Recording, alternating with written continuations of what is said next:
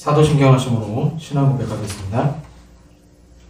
전능하사 천지를 만드신 하나님 아버지를 내가 믿사오며 그 외아들 우리 주 예수 그리스도를 믿사오니 이는 성령으로 잉태하사 동정녀 마리아에게 나시고 본디오 빌라도에게 고난을 받으사 십자가에 못 박혀 죽으시고 장사한 지 사흘 만에 죽은 자 가운데서 다시 살아나시며 하늘에 오르사 전능하신 하나님 우편에 앉아 계시다가 저리로서 산자와 죽은 자를 심판하러 오시리라.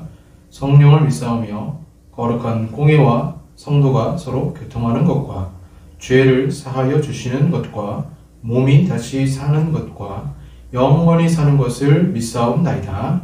아멘. 찬송가 191장 찬양하겠습니다. 내가 매일 기쁘게 순례의 길 음악은 191장입니다.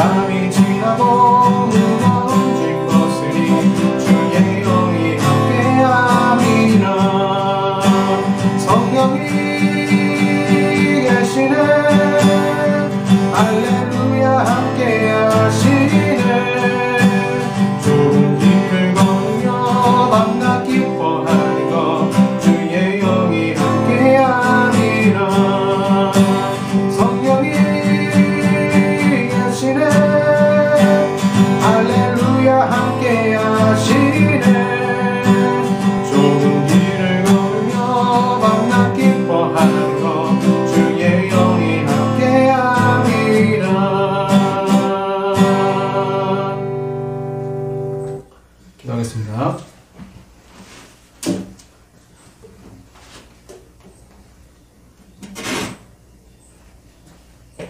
사랑의 아버지 하나님 감사합니다. 이 좋은 날 저희들에게 구원을 허락하시고 은혜를 허락하신 주님, 마땅히 우리는 그 은혜에 감격하여 믿음으로 살아야 되지만 한 주간 저희들의 삶을 뒤돌아볼 때에 믿음대로 살지 못하고 죄악에 넘어지며 쓰러질 때도 많았고 하나님과 동행하며 그렇게 믿음으로 살아야 되지만 저희들 그러지 못했습니다. 아버지 십자가 보혈로 용서하시고 은혜를 베풀어 주시옵소서. 하나님, 대한민국을 주님께서 붙들어 주시고 오직 주의 진리만이 바로 서서 성경의 잣대에서 벗어나는 일들로 인하여서 많은 이들이 걱정하고 있고 근심하고 있습니다. 주님이 함께 하셔서 정말 성경 교리에 입각한 여러 가지 죄악들을 시도하는 법들이 주의 은혜 가운데 멈출 수 있도록 주님께서 도와주시고 오직 성령으로 저희들이 정말 먼저 이 세상에 본을 보임으로 또 세상 사람들에게 칭찬을 받음으로 세상을 변화시키는 또한 한국교회가 되게 하여 주시옵소서. 오늘 또한 주님이 우크라이나 지역에 은혜를 베풀어 주심을 주여 믿습니다. 여전히 전쟁 가운데 있고 또 그로 인하여서 많은 그런 피해를 우리들이 받고 있습니다. 먼저는 저 지역 가운데 주님 은혜를 베풀어 주시고 전쟁이 종식되어지고 하나님의 교회가 회복될 수 있도록 주여 함께하여 주시옵소서. 이 땅의 위정자들이 하나님을 두려워하며 바른 생각을 가지고 정치할 수 있도록 주여 도와주시옵소서. 오늘도 말씀 가운데 주님이 찾아와 주시고 말씀을 통하여서 우리의 영혼을 변화시켜 주심을 주여 믿습니다. 믿음 시리즈의 설교를 통해 우리의 믿음을 점검할 수 있는 귀한 시간이 되게 하여 주시옵소서. 이 모든 말씀 우리 주 예수 그리스도의 이름으로 기도하옵나이다. 아멘. 성경 말씀 창세기입니다. 창세기 15장 1절에서 7절까지 말씀입니다. 창세기 15장 1절에서 7절까지 말씀, 제가 가진 성경 구약 17쪽이 되겠습니다. 창세기 15장 1절에서 7절까지 말씀입니다. 제가 봉독하겠습니다. 이후에 여호와의 말씀이 환상 중에 아브라함에게 임하여 이르시되 아브라함아 두려워하지 말라. 나는 내 방패요 너의 지극히 큰 상급이니라. 아브라함이 이르되 주 여호와여 무엇을 내게 주시려 하나이까. 나는 자식이 없사오니 나의 상속자는 이 다메섹 사람 엘리에셀이니이다. 아브라함이 또 이르되 주께서 내게 씨를 주지 아니하셨으니 내 집에서 길린 자가 내 상속자가 될 것이니이다. 여호와의 말씀이 그에게 임하여 이르시되 그 사람이 내 상속자가 아니라 내 몸에서 날 자가 내 상속자가 되리라 하시고 그를 이끌고 밖으로 나가 이르시되 하늘을 우러러 무표를 셀 수 있나 보라. 또 그에게 이르시되 내 자손이 이와 같으리라. 아브라함이 여호와를 믿으니 여호와께서 이를 그의 의로 여기시고 또 그에게 이르시되 나는 이 땅을 내게 주어 소유를 삼게 하려고 너를 갈대아인의 우르에서 이끌어낸 여호와니라. 아멘. 네, 오늘 아브라함의 믿음이란 제목으로 말씀 전하겠습니다. 창세기 15장의 내용을 가지고 농담을 하기도 합니다. 2절에 아브라함이 이제 자신에게 자녀가 없으니까 집사의 역할을 하고 있는 다메섹 사람 엘리에셀, 이 사람이 내 후사가 되어야 될 것 같습니다. 그렇게 아브라함이 얘기를 하죠. 그때 이제 여호와 하나님께서 아브라함을 데리고 5절 보시면 이렇게 나와요. 그를 이끌고 밖으로 나가 이르시되 하늘을 우러러 무별을 셀 수 있나 보라. 이제 여기서 이제 농담을 합니다. 만약에 날씨가 흐린 날이면 별 하나 안 보이겠지. 비가 오는 날이면 더 안 보이겠죠. 그러면 이제 아브라함이 믿음이 꺾이겠죠. 하나님, 왜 별이 안 보이는데요? 저에겐 자식이 없는 건가요? 농담으로 하는 말이지만 실제로는 하나님께서 아브라함에게 저 하늘의 별을 보라 말씀하실 때 하늘이 정말 맑았을 것 같아요. 요즘 하늘이 참 맑잖아요. 기후변화 때문에 맑은 것도 있겠지만 정말 맑은 그 하늘, 제가 중국에서 봤던 하늘은 정말 무수하게 쏟아지는 별이었는데 그 별들을 보면서 아브라함이 야, 내 자손이 이와 같이 많단 말이야? 여기서 이제 이 자손은 씨죠. 단수로 이삭을 말하겠지만 저 멀리는 이제 예수님을 말하고 그 예수님을 통해서 믿는 믿음의 자녀들이 하늘의 별과 같이 많아지겠다는 거죠. 바다의 모래와 같이 많아지겠다는 거죠. 그래서 하나님은 아주 맑은 날씨에 이 약속을 하셨을 것입니다. 창세기 14장에서 아브라함은 조카 롯을 구출하기 위해 국제 전쟁터에 뛰어들게 됩니다. 소돔 왕, 고모라 왕, 비르사 왕, 아드마 왕, 스보임 왕, 소알 왕. 전쟁에 이제 이 사람들이 졌어요. 그래서 롯이 끌려가게 되었고, 아브라함은 조카 롯을 구하기 위해서 이 전쟁에 참여하게 됩니다. 그래서 이 5왕을 공격한 왕들이 시날 왕, 엘라살 왕, 그돌라오멜 왕, 뭐 이렇게 엘라만까지 이제 이들을 아브라함이 물리친 거죠. 무려 9개국이 참여한 전쟁터에서 아브라함은 전쟁 영웅이 된 것입니다. 아브라함은 조카 롯을 구했고 그의 이름은 이제 가나안 땅에서 용맹한 사람, 그리고 용사로 또 아주 유력한 그런 집안으로서 명성이 자자해진 것이죠. 그리고 15장 우리는 1절 말씀에서 이상한 표현을 발견하게 됩니다. 1절에 여호와의 말씀이 환상 중에 아브라함에게 임하여 이르시되 아브라함아 두려워하지 말라. 아브라함아 두려워하지 말라. 이렇게 말씀하고 있어요. 왜 하나님은 아브라함에게 두려워하지 말라 이렇게 말씀하셨을까요? 저는 이때 아브라함의 마음 상태가 상당히 복잡했을 것이라 생각을 합니다. 분명히 창세기 14장에서 아브라함은 승리했습니다. 그런데 15장에서는 아브라함이 두려워하고 있고 걱정하고 있습니다.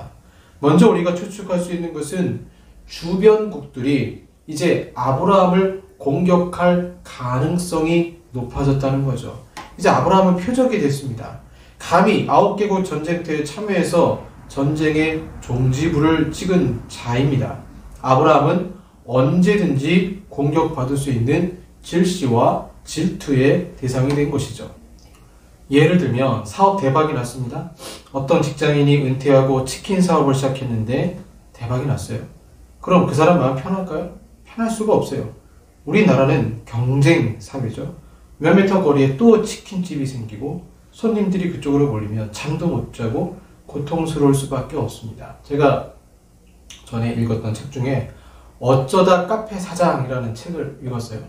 그 사장님이 이제 25살 때 창업을 했는데 처음에는 뭐 장사가 안 되죠. 장사가 안 되다가 여기저기 이제 벤치마킹을 시작하게 됩니다. 그래서 이 카페의 장점은 뭐고, 이 잘 되는 카페, 여기는 커피가 맛있고, 여기는 디저트가 맛있다. 그래서 이제 우리만의 디저트를 만들어야 되겠다 해서 맛있는 디저트로 승부를 걸고 성공을 하게 됩니다. 그런데 이 결론이 참 씁쓸해요. 책 저자는 뭐라고 결론을 하냐면 카페 창업하지 말라 이렇게 합니다. 그래서 이 사람이 실제로 자신의 한 달 수입 목표가 있었는데 한 달 수입의 매출의 전표를 찍고 그리고 문을 닫았어요. 닫은 이유가 뭐냐? 엄청난 스트레스 때문이었습니다. 아브라함 시대는 더하겠죠? 야곱을 생각해 보세요. 왜 야곱이 걱정이 많았을까? 놀랍게도 야곱이 걱정이 많은 이유는 재산이 많아서 그렇습니다. 재산이 많으면 그 당시에는 주변 사람들이 가만히 안 놔둬요. 강제적으로 또는 힘을 동원해서 얼마든지 뺏을 수 있습니다. 그러니까 재산이 많아서 언제든지 뺏길 수 있으니까 그거에 대해서 두렵고 떨리는 마음을 가질 수밖에 없었던 것이죠. 그러나 여러분, 아브라함을 생각하면 아브라함은 걱정할 수밖에 없습니다. 두려움이 그의 마음에 가득 찼을 것입니다. 또 하나는 아브라함이 너무 열정을 많이 쏟았어요. 전쟁 참여와 승리는 분명 기쁜 일이지만 엘리야만 보시더라도 850대 1의 그런 우상 숭배자와 싸워서 하늘에 불을 내리는 그런 가운데 이제 엘리야가 이기게 되잖아요. 그때 엘리야는 로뎀 나무 아래서 이제 죽기를 각오합니다. 이세벨이 자신을 쫓았을 때, 그러니까 전쟁에 승리하고 나서 탈진하는, 열정을 다 소진하고 나서 탈진하는 그의 모습을 보게 됩니다. 그래서 2절에 보시면 나는 자식이 없사오니 나의 상속자는 이 다메섹 사람 엘리에셀이니이다. 보통 집사로 불리는 감독자 엘리에셀이 나의 상속자가 된다는 발언은요, 자신이 할 만큼 했다는 거예요. 그래서 하나님과의 믿음 동행 이제 안 하겠다는 거죠. 아브라함도 이제 나이 많으니까 쉬고 싶다는 것입니다. 그러니 하나님, 나 귀찮게 하지 말고 나 이제 쉬려고 합니다. 편안한 노후만 약속해 주세요. 아브라함 근심, 걱정, 두려움에 사로잡혀 있을 때 우리 하나님은 그를 내버려 두지 않으셨어요. 4절 말씀에 반드시 자녀를 주시겠다고 하십니다. 반드시 너에게 자녀를 주겠다. 그리고는 침울 교육을 하시면서 저 하늘의 별을 봐라, 바다의 모래를 봐라, 내가 이렇게 엄청나게 많은 자손을 너에게 줄 것이다. 그러니까 믿냐? 너 나 믿을래? 그러자 아브라함이 뭐라고 말해요? 6절에 아브라함이 여호와를 믿으니 여호와께서 이를 그의 의로 여기셨다. 창세기 11장 후반부에서 시작된 아브라함과 동행하시는 하나님이 드디어 아브라함이 믿었다. 그리고 아브라함이 그 믿음을 하나님이 의로 여기셨다. 이를 그의 의로 여기시고 6절에 이렇게 나오죠. 그러니까 아브라함의 진짜 믿음이 언제 시작되느냐? 바로 창세기 15장 6절에서 시작된 것입니다. 그런데 본문에서 아브라함이 여호와를 믿으니 여호와께서 이를 그의 의로 여기셨다고 나오는데 이 부분을 잘못 이해하면요. 아브라함이 구원을 받은 이유가 그의 의 때문이다 라고 생각할 수 있어요. 왜 아브라함이 구원을 받았는가? 하나님을 믿었기 때문이다 라고 생각할 수 있어요. 이렇게 보면 구원의 조건이 무엇이 되냐면 인간의 믿음이 조건이 됩니다. 정말 그럴까요? 그렇지 않죠? 우리는 구원은 하나님의 선물이라고 고백합니다. 우리의 믿음마저도 성령 하나님이 주시지 않으면 믿음으로 주라 고백할 수가 없어요. 그러면 오늘 본문에 의라는 말, 왜 믿음이라는 말, 그 말 대신에 오해 소지 없이 은혜나 선물로 사용할 수 있는데 왜 굳이 성경은 의라는 말과 믿음이라는 말로 본문을 사용했을까요? 하나님께서 예수 그리스도를 믿음으로 말미암아 우리에게 하나님의 의를 나타냈다라는 표현은 실제로 이런 뜻입니다. 하나님 앞에 범죄한 우리를 하나님이 불쌍히 여기서 우리에게 죄값을 묻지 아니하시고 그 아들을 우리 대신 십자가에 못 박아 우리에게 구원을 베푸신다는 거예요. 그런데 이것이 왜 하나님의 의냐 하면 하나님께서 어떤 범죄한 자에게 그 잘못한 것에 대한 죄값을 묻지 않고 용서하고 불쌍히 여기는 거죠. 근데 이게 다 인격 사이에만 통하는 내용입니다. 무슨 기계한테 서로 불쌍히 여기고 용서하고 하는 것들은 없어요.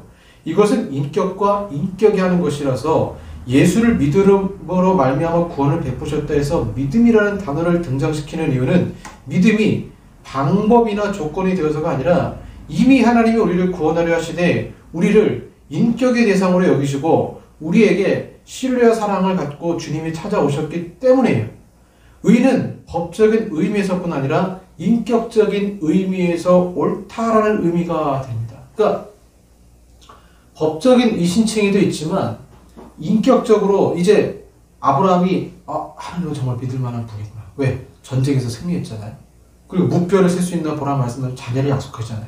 이제 내가 인격적으로 하나님을 그냥 우상 숭배했을 때 그 신을 믿었던 그런 방식이 아니라 하나님과 대화하면서 인격적으로 내가 그분을 믿을 수 있겠다 하는 그 마음을 주님이 의로 여기셨다라는 겁니다.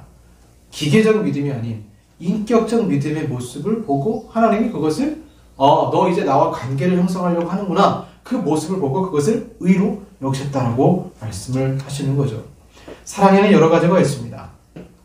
부모와 자식 간의 사랑이 있고 플라토닉 러브라고 해서 정신적인 사랑도 있고 에로스적 사랑, 육체적인 사랑도 있습니다. 이는 모두 사람 간의 사랑이죠. C.S. 루이스는 이런 사랑을 자연적인 사랑이라고 말을 합니다. 이와 대비되는 것이 신적인 사랑인데 이를 달리 표현하면 자비라고 말을 합니다. 자비는 무한한 존재이며 사랑 그 자체인 신으로부터 오는 것이죠. 인간적 사랑은 조건일 때가 많습니다. 뭔가 얻을 것이 있기 때문에 사랑하는 것이죠. 그런데 신적 사랑은 어떠한 사심도 없고 대가를 바라는 것도 없이 유익을 구하는 사랑입니다. 레미제라블 장발장 영화나 책을 보시면 빵 좀 훔쳤다고 또 탈옥을 몇 번 해서 19년을 감옥에서 지내게 됩니다. 무리한 판결 때문이었죠. 그런 그가 세상에 세상을 생각하는 마음은 분노의 감정밖에 없어요. 전과자라는 이유로 아무도 일을 시켜주지 않습니다. 그래서 잘 데가 없으니까 장발장이 성당에 가죠. 천주교 성당에 가서 신부의 도움으로 미리엘 신부의 도움으로 식사와 잠자리를 제공받습니다. 근데 장발장은 은그릇을 훔치다가 경찰에 잡혀요. 신부 앞으로 갑니다. 신부가 이거 내가 졌다. 용서하죠. 그래서 풀려납니다. 그리고는 그때 그 신부에게 뭘 배우냐면 용서와 사랑을 배우게 됩니다. 이것이 신적인 사랑, 자비의 사랑인데 이 신적인 사랑, 자비의 사랑의 특징이 뭐냐면 사람을 변화시킵니다. 사람을. 장발장을 변화시킵니다. 장발장을 변화시켜서 장발장이 자비의 사람이 됩니다. 그래서 그걸 믿음이라고 표현하는 거예요. 하나님이 우리를 용서하셨고 먼저 의가 나타나는데 우리를 사랑하셨는데 그 사랑에 화답하는 겁니다. 그 사람의 인격적으로 반응하는 것을 오늘 본문에 의로 여기셨다라고 표현을 하고 있죠. 우리도 이런 사랑을 받은 자들입니다. 도저히 용서받을 수 없는 자를 하나님은 예수 그리스도를 보내셔서 대신 형벌을 받게 하시고 우리에게 의의 옷을 입혀 주셨습니다. 하나님이 두려움에 사로잡힌 아브라함, 믿음의 여행을 포기하려는 아브라함을 끝까지 붙잡아 주셨고 당신이 하늘의 별을 보여주면서까지 약속하셔서 귀엽고 아브라함에게 믿음의 고백을 받으시는 것입니다. 이 의라는 것이 두 가지가 있어요. 앞서 설명한 법적인 의가 있고 그 다음에 인격적인 의가 있습니다. 보통 이제 법적인 의 그러면 이신칭의라고 하죠. 이신칭의가 뭡니까? 하나님 앞에서 딱 섰을 때에 넌 죄인이야 하면 방법이 없어요. 그때 예수님이 우리의 변호사가 되셔서 내가 이 사람의 죄를 용서했습니다라는 증서를 보여주시면 사탄이 아무리 검찰로서 고소를 해도 완벽한 증거물이 있기 때문에 하나님은 우리를 법적으로 의인이다. 이거를 이신칭의라고 설명을 하죠.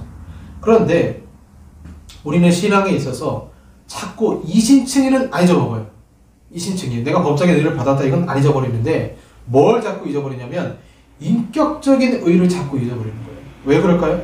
신앙을 우리는 자꾸 단회적 사건으로 보기 때문에 그렇습니다. 어떤 사건이나 일로 생각하니까 기도원에 가서 기도하고 내려왔는데 하나님 만났다고 하면서 오히려 사람이 사나워져서 내려옵니다.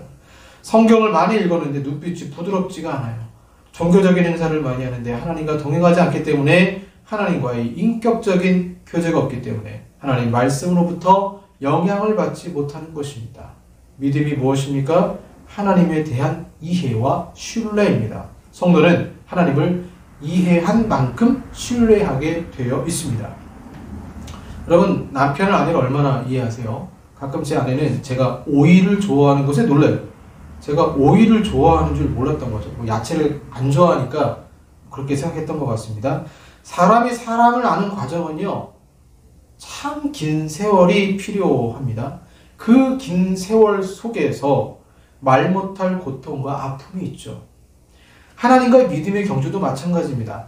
단순히 성경을 읽는다고 해서 주님을 아는 것이 아니라 고통과 고난의 삶의 과정에서 주님 붙들고 믿음으로 이겨 나갔을 때 다윗처럼 내 눈물 주의 병에 담으소서 이 과정을 겪었을 때 법적인 의에서 멈추지 않고 인격적인 의의 차원에서 하나님과 교제하며 본문에서 드디어 아브라함도 법적인 의에서 인격적인 의회로까지 하나님을 알게 되어져 믿음으로 고백하게 된 것입니다. 구원을 의로 설명함에 있어서 죄라는 기준 안에서는 하나님 앞에 법적 지위로서의 무죄함의 자리에 가야 되고 도덕적 차원에서 성결함을 기준으로 할 때는 옳다 하는 자리에 서야 되겠죠.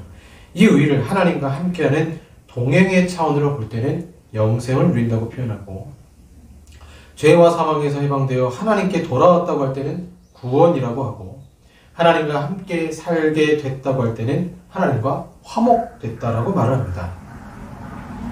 즉 의에 대한 여러 가지 표현이 있는데 공통 분모는 다 하나님과 함께입니다. 누군가와 함께라는 표현은 이제 인격적인 관계가 성립됐다라는 뜻이 됩니다. 부부가 인생을 걸어갑니다. 신혼부부는 사랑으로 삶을 살아갑니다. 결혼생활에 10년이 지나 20년이 되면 사랑이 아니라 정으로 살아가죠. 그러다 노년이 되면 정을 넘어서 불쌍해서 살아갑니다. 처음에 신혼부부는 서로에 대해서 어떻게 생각하냐면 선물로 생각해요. 은혜라고 생각을 합니다. 날 구원해준 사람이라고 생각을 해요. 그러다 가정 불화가 있거나 싸우게 되면 왼수라고 생각을 하죠. 짐이라고 생각합니다. 그러다 아프면 의지하게 됩니다. 배우자를 의지하게 됩니다. 처음에는 은혜, 선물로 생각하다가 나중에는 서로를 의지하게 되고 믿게 되는 겁니다.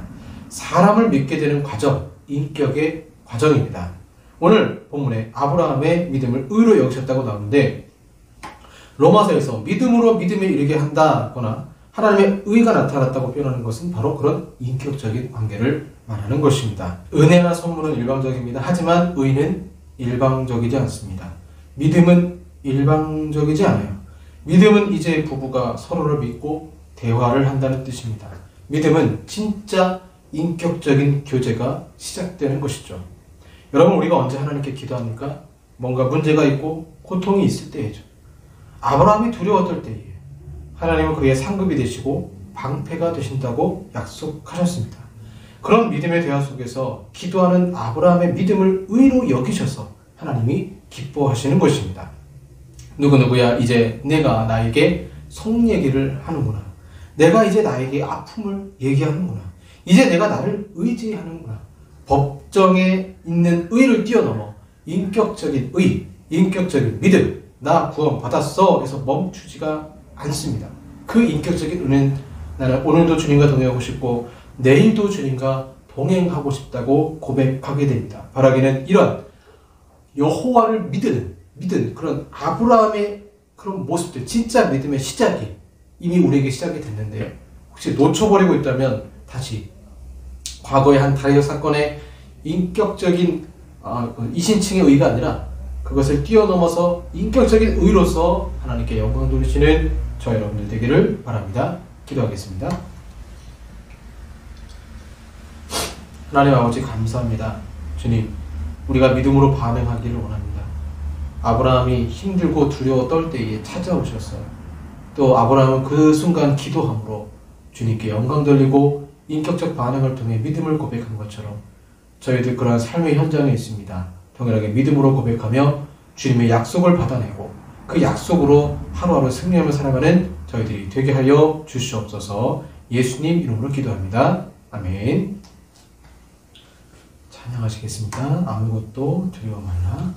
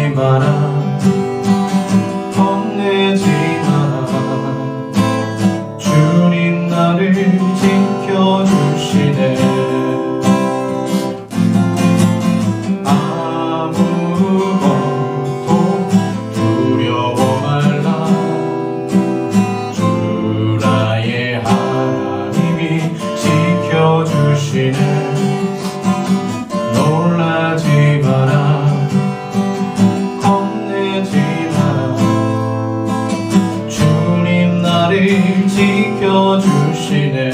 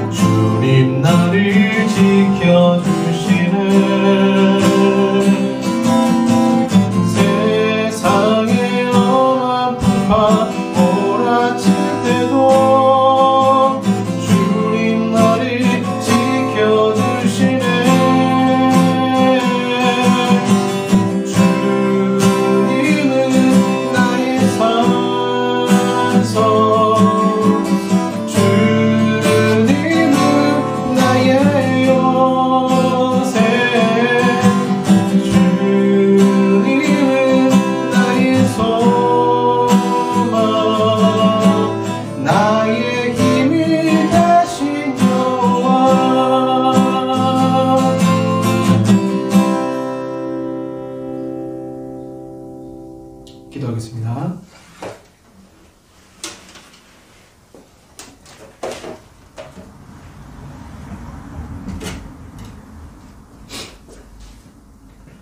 나의 힘이 되신 여호와를 고백합니다. 한 주간도 지켜주신 아버지 하나님, 아브라함처럼 두려움과 걱정에 쌓여있을 때 우리를 내버려두지 아니하시고 믿음을 주시고 약속을 주신 그 하나님의 모습을 우리가 말씀을 통해 살펴봤습니다. 한 주도 지치고 낙심할 때 있지만 주님 바라며 믿음으로 승리하게 하시고 온전히 주님 바라며 믿음으로 승리하며 아버지 앞에 나아갈 때 주님이 또한 우리에게 상급 주시고 방패가 되심을 주여 믿습니다. 귀한 예물 드립니다. 주님께서 기쁘게 받아주시고 하나님 나라의 영광에 쓰임받게 하시며 드린 손길 위에 또 마음을 드린 자마다 기도하는 자마다 응답하시고 역사하여 주시옵소서. 지금은 우리 구주 예수 그리스도의 은혜와 성부 하나님의 사랑하심과 성령 하나님의 교제 같은 역사하심이 믿음의 의, 인격적인 믿음으로 주님과 반하게 원하는 우리 사랑하는 성도들과 한국 교회 위에 영원토록 함께 있을지어다. 아멘.